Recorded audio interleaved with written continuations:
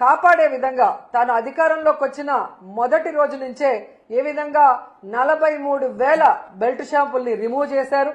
అలాగే మీరు చూస్తే బార్లని ఏ విధంగా తగ్గించారు, పర్మిట్ రూమ్లని ఏ విధంగా రిమూవ్ చేయటం జరిగింది. అలాగే కొత్త బార్లకు కానీ లైసెన్స్ ఇవ్వకుండా, కొత్త డిస్టిలరీ లైసెన్స్ ఇవ్వకుండా మరి ఈ వైన్ షాప్స్ ని ప్రభుత్వ షాప్స్ గా మార్చి టైం కూడా ఏ విధంగా దగ్గరకు చేసి మరి ప్రజలకి మద్యాన్ని దూరం చేస్తూ ప్రజల్ని కాపాడుకుంటూ మహిళల్ని కాపాడుకుంటూ ముందుకు వెళ్ళాడో ఈ రాష్ట్రంలో ఉన్న మహిళలందరూ ఈ రోజు మళ్ళీ ఒకసారి గుర్తు చేసుకుంటున్నారు.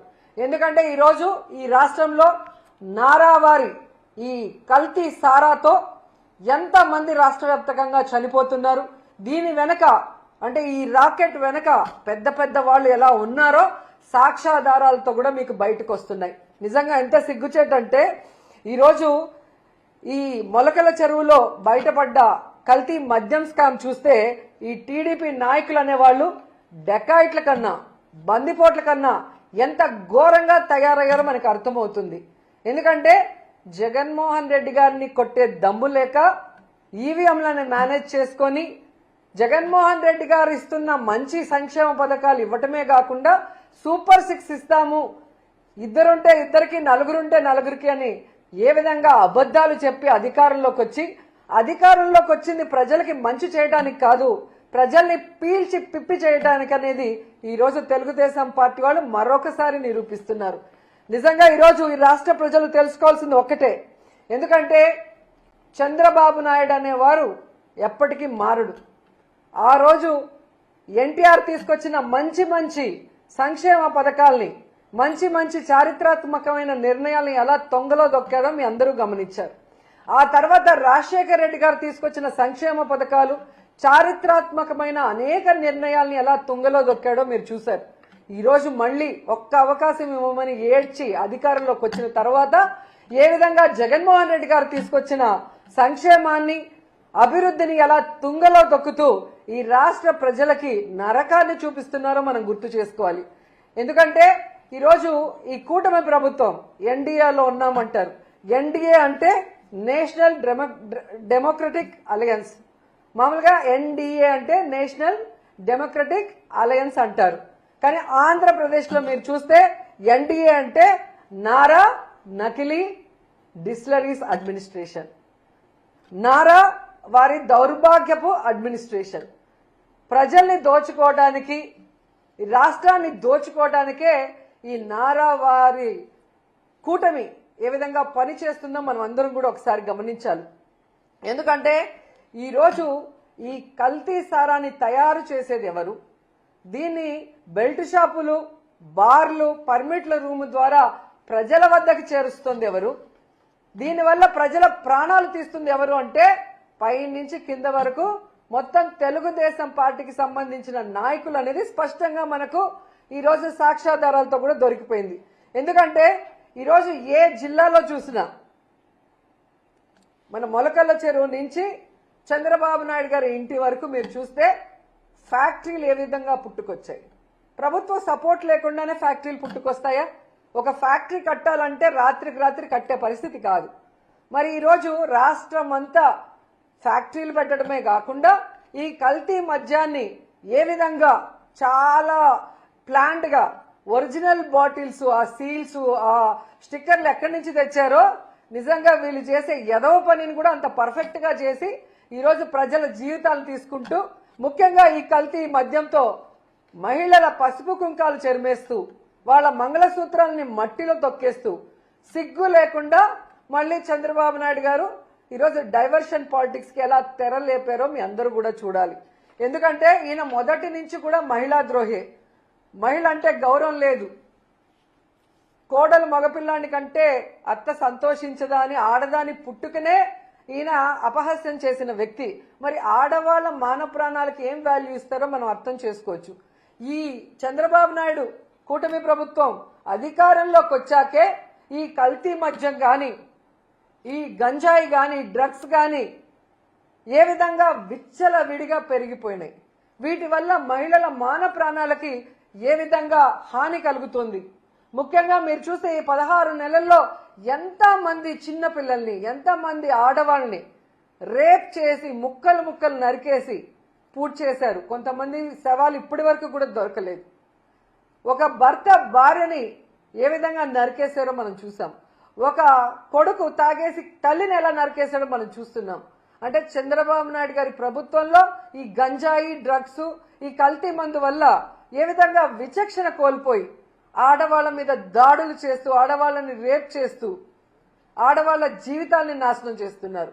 అలా కాకుండా ఈ మద్యం తాగిన వాళ్ళు ఎంతమంది చనిపోతున్నారు, దానివల్ల ఎంతమంది కుటుంబాలు రోడ్డు మీదకి వస్తున్నాయి, ఎంతమంది ఆడపడుచుల మంగళసూత్రాలు తెగిపోతున్నాయి ఒకసారి మనం ఆలోచించాలి.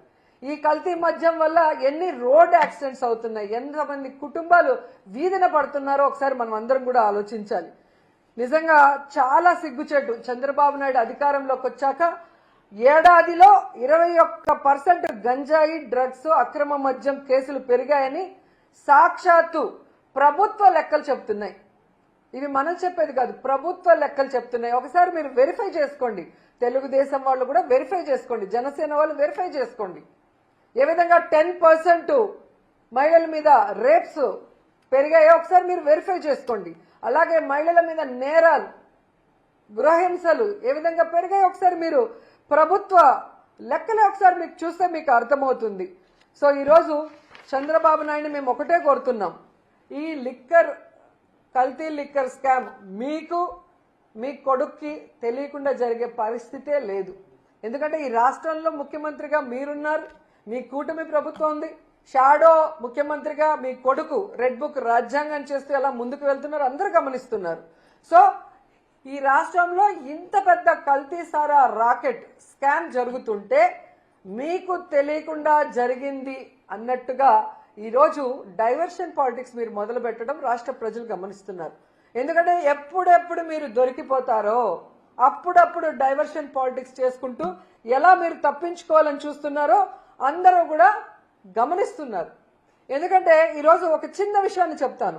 ఈ లిక్కర్ స్కామ్ లో మీకు, మీ కొడుకుకి సంబంధం ఉంది అనేదానికి చాలా సింపుల్ సాక్ష్యాలు నేను చూపిస్తాను. ఫస్ట్, సో జనార్దన్ రెడ్డి గారు,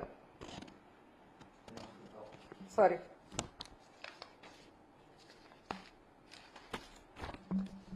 జనార్దన్ రావు గారు. సో ఈయన తంబలపల్లి ఎమ్మెల్యేగా మొన్న పోటీ చేశారు. సారీ, జయచంద్ర, అది ఫోటో మిస్ అయింది. సో జయచంద్రారెడ్డి గారు తంబలపల్లి ఎమ్మెల్యేగా పోటీ చేశారు. సో ఈరోజు తెలివిగా మీరు ఈయన వైఎస్ఆర్సీపీ కోవర్ట్ అని చెప్పి సస్పెండ్ చేసి చేతులు దులుపుకోవాలని చూస్తున్నారు. ప్రజలు గమనిస్తున్నారండి. ఈ జయచంద్రారెడ్డికి మీరు బీఫామ్ ఇచ్చేటప్పుడు పక్కనే జనార్దన్ రావు A1 మొలకల చెరువులో, ఇబ్రహీంపట్నంలో ఫ్యాక్టరీలున్న ఈ జనార్దన్ రావు గారు కూడా పక్క నుండి తీసిచ్చారు. అండ్ ఈరోజు సౌత్ ఆఫ్రికాలో ఏదో వైఎస్ఆర్సీపీ వాళ్ళతో వీళ్ళు బిజినెస్ చేస్తున్నారని మీరు చెప్పడం ప్రజలకి బుర్ర లేదనుకొని మీరు అనుకుంటున్నారేమో, కానీ మీకు బుర్ర లేదు అనేది ప్రజలు గమనించాల్సిన విషయం. ఎందుకంటే ఎమ్మెల్యేగా కంటెస్ట్ చేసిన వ్యక్తి తన అఫిడవిట్ లో వెస్ట్ ఆఫ్రికాలో తాను బిజినెస్లు ఎలా చేస్తున్నానో క్లియర్ కట్ గా తన అఫిడవిట్ లో మీకు ఇవ్వటం జరిగింది. సో అఫిడవిట్ లో అబద్ధం చెప్పరు కదా. ఎన్నికల ముందు మీరు ఎలా సీట్ ఇచ్చారు, ఆయన కంటెస్ట్ చేసే ముందు అఫిడవిట్ లో ఏం పెట్టాడో మీరు చూసే ఇచ్చుంటారు. ఎందుకంటే నిజంగా మీకు మంచోళ్ళకే ఇవ్వాలి అనుకుంటే గతంలో ఎమ్మెల్యేగా చేశారు 2014లో, 2019లో ఓడిపోయిన శంకర్ యాదవ్కి సీట్ ఇవ్వకుండా ఇతనికి ఇవ్వాల్సిన అవసరం ఏమొచ్చింది? ఈరోజు లిక్కర్ స్కామ్ బయటపడ్డ తర్వాత ఇతను వైఎస్ఆర్సీపీ కోవట్టు అని సస్పెండ్ చేసి ఈరోజు మీరు నాటకాలు ఆడటం ఎంతవరకు కరెక్టు? ఎందుకంటే సౌత్ ఆఫ్రికాలో బిజినెస్ చేస్తే ఈరోజు మొలకల చెరువు సౌత్ ఆఫ్రికాలో ఉందా, ఆంధ్రప్రదేశ్లో ఉందా? ఇబ్రహీంపట్నం సౌత్ ఆఫ్రికాలో ఉందా, ఆంధ్రప్రదేశ్లో ఉందా? సో నువ్వు ముఖ్యమంత్రిగా ఉన్న రాష్ట్రంలో, నీ కొడుకు రెడ్ బుక్ రాజ్యాంగం చేస్తున్న ఆంధ్రప్రదేశ్ రాష్ట్రంలో విచ్చలవిడిగా ఫ్యాక్టరీలు నెలకొల్పి మద్యం బాటిల్ని కల్తీ చేసి ఏ విధంగా వాళ్ళ డ్రైవర్లే ప్రతి మద్యం షాపుకి, బార్లకి, బెల్ట్ షాపులకి వేస్తూ అరెస్ట్ అయ్యారో నిన్న మొన్న మనం అందరం గమనించాం, ప్రజలు గమనించారు. సో మరి వైఎస్ఆర్సీపీ కోవట్టకి ఎందుకు మీరు ఇచ్చారు సీటు? సో డైవర్షన్ పాలిటిక్స్ చేస్తున్న మీకు నేను సూటిగా చెప్తున్నా, నిజంగా వైఎస్ఆర్సీపీ కోవట్ అనుకుంటే వైఎస్ఆర్సీపీ నుంచి వచ్చిన నెల్లూరుకి చెందిన వేమిరెడ్డి గారిని, ప్రశాంతి రెడ్డి గారిని, కోటమిరెడ్డి గారిని, అలాగే తిరుపతి ఎమ్మెల్యేగా ఉన్న శ్రీనివాసులు గారిని, అలాగే గుంటూరు జిల్లాలో ఉన్న లావు కృష్ణ గారిని, అలాగే గొలుసు పార్థసారథి గారిని, సుభాష్ గారిని, వీళ్ళందరినీ ఎందుకు సస్పెండ్ చేయలేదు? దాంట్లో కొంతమందికి ఎందుకు మంత్రి పదవులు ఇచ్చారు అంటే తప్పుడు పనులు చేసి దొరికిపోతే వాళ్ళు వైఎస్ఆర్సీపీ వాళ్ళని చెప్పటం, వైఎస్ఆర్సీపీ కోవట్లు అని చెప్పి తప్పించుకోవాలన్న ప్రయత్నం చేయటం, లేదంటే వాళ్ళు దొంగలు దొరల్లాగా వేల కోట్లు సంపాదించుకుంటూ మీకు ఇవ్వాల్సిన ముడుపులు ఇచ్చేస్తూ ఉంటారు. సో మీరు పట్టించుకోరు. ఎందుకు ఇది నేను చెప్తున్నాను ఇంత ఘంటాపదంగా అంటే, ఈ లిక్కర్కి మూలం సురేంద్ర నాయుడు. ఈ సురేంద్ర నాయుడు అనేవాడు లోకేష్ గారికి మీకు ఎంత సన్నిహితులో ఒకసారి అందరూ కూడా రాష్ట్ర ప్రజలు గమనించాలి. ఈ సురేంద్ర నాయుడు అనే అతను తెలుగుదేశం పార్టీ అవునా కాదా? ఈయన చంద్రబాబు నాయుడుకి లోకేష్కి కావలసిన వ్యక్తి కాదా? మరి ఈయన ద్వారా మద్యం ఏ విధంగా దొరికింది?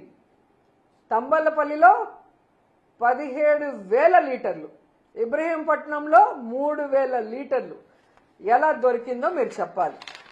ఎందుకు మీకు ఈయన క్లోజ్ అని నేను ఇంత ఘంటాపదంగా చెప్తున్నానంటే, ఈ కట్టా సురేంద్ర అనే వ్యక్తి 2006 జడ్జిమెంట్లో ఇతను ఒక వ్యక్తిని పొడిచి చంపేశాడు అని ఇతనికి లైఫ్ ఇంప్రిజన్మెంట్ ఇచ్చారు. ఇదో చూడండి. The trial court after considering the oral and documentary evidence convicted A1 for the offence punishable under section 302 of IPC and sentenced him to undergo imprisonment of life. So trial court ఇచ్చిన దాన్ని మళ్ళీ ఈయన హైకోర్టుకి వెళ్ళాడు. హైకోర్టుకి వెళ్తే నువ్వు చేసింది కరెక్టే కదా, చంపింది నిజమే కదా, సో నీకు ట్రయల్ కోర్టు లైఫ్ ఇంప్రిజన్మెంట్ వేసింది కరెక్టే కదా, అదే మేము కూడా వేస్తున్నామని ఈయనకి లైఫ్ ఇంప్రిజన్మెంట్ ఇచ్చారు. జీవిత ఖైదు వేసిన వ్యక్తి బయట ఫ్యాక్టరీలు నడుపుతూ ఎలా ఈ కల్తీ మద్యాన్ని అమ్ముతున్నాడు? ఈ విషయం ప్రజలు గమనించాలి.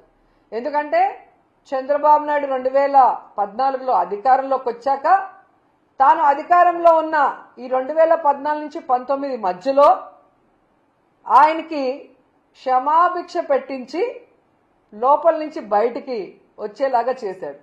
మరి ఎంత ప్రేమ ఉంటే, వీళ్ళ మధ్యలో ఎంత బాండింగ్ ఉంటే ఆయన్ని బయటికి తీసుకొస్తాడు? ఒక జీవిత ఖైదీని, ఒక మనిషి ప్రాణాన్ని నిలువునా తీసిన వ్యక్తిని బయటికి తీసుకొచ్చాడు అంటే చంద్రబాబు నాయుడు లోకేష్కి ఈయన ఎంత క్లోజో మనం అర్థం చేసుకోవాలి.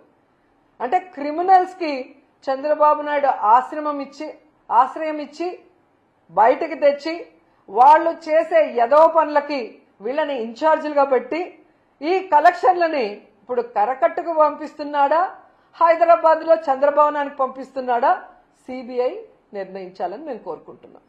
ఎందుకంటే ఒక రాష్ట్రంలో కల్తీ మద్యం ఫ్యాక్టరీలను నెలకొల్పి విచ్చలవిడిగా కల్తీ మద్యాన్ని రైట్ ట్రయల్గా అమ్మిస్తూ ప్రజల ప్రాణాలు తీస్తుంటే ఈరోజు చంద్రబాబు నాయుడు ప్రభుత్వానికి సంబంధించిన ఒక కమిటీ వేస్తే అది ఖచ్చితంగా చంద్రబాబు రాసిచ్చిన స్క్రిప్టే వాళ్ళు చదువుతారు. దానివల్ల ఎటువంటి ఉపయోగం ఉండదని గతంలో చంద్రబాబు నాయుడు అధికారంలో ఉన్నప్పుడు నారాయణ స్కూల్స్లో జరిగిన మర్డర్స్లో కానీ, ఇలాంటి అనేక విషయాల్లో, మన గోదావరి పుష్కరాల్లో కానీ, అలాగే తిరుమల తొక్కిసలాట విషయంలో కానీ, ఇలా అన్నిట్లో ఒక తూతూ మంత్రంగా ఒక కమిటీని వేసి చేతులు దులుపుకుంటారు. ఇది మేము ఒప్పుకోం. ఇది ఎంతో మంది ప్రజల ప్రాణాలు సంబంధించింది, పోయాయి చాలా మంది ప్రాణాలు, చాలా మంది మహిళల మాన ప్రాణాలు పోయినాయి.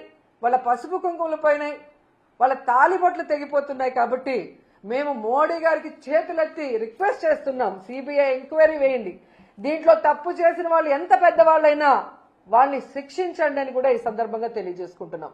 ఎందుకంటే ఇంత దౌర్భాగ్యపు పని చేసి ఆడవాళ్ల మాన ప్రాణాలు పసుపు కుంకుమలను పణంగా పెట్టి ఈరోజు తమ ముడుపుల కోసం ఈ కల్తీ మద్యాన్ని ప్రవహింప చేస్తున్న చంద్రబాబు నాయుడు, లోకేష్ అండ్ మినిస్టర్ కొల్లు రవీంద్ర గారు.